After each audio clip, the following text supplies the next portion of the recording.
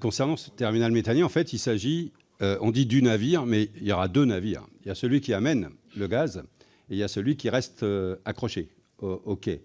Et la réglementation de celui qui reste accroché au quai, qui fera le transfert, on ne peut pas considérer que c'est la réglementation maritime seulement, puisqu'il reste accroché au quai, et donc ça peut aussi être assimilable à une structure fixe, certes mobile potentiellement, mais quand même fixe, parce qu'elle ne bougera pas, celle-là. C'est à côté, c'est à coupe de ce bateau-là que les déchargements se feront.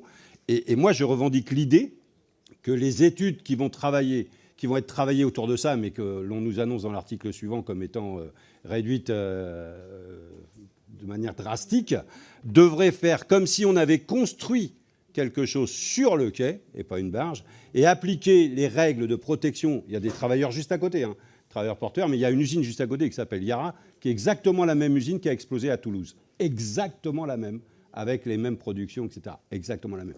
J'attire votre attention sur le lieu, mais qui est le moins pire au regard des populations. Alors, il faut savoir, dans le port du Havre.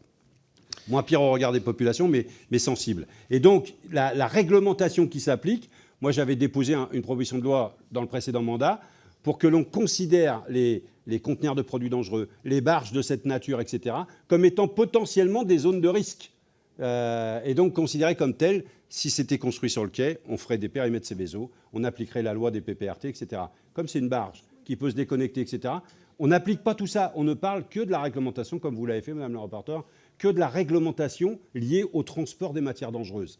Il y a un sujet là, et c'est un des sujets que nous avons mis comme condition, nous, avec les associations environnementales et les associations de riverains, comme étant de dire on ne peut pas faire comme si c'était seulement du transport.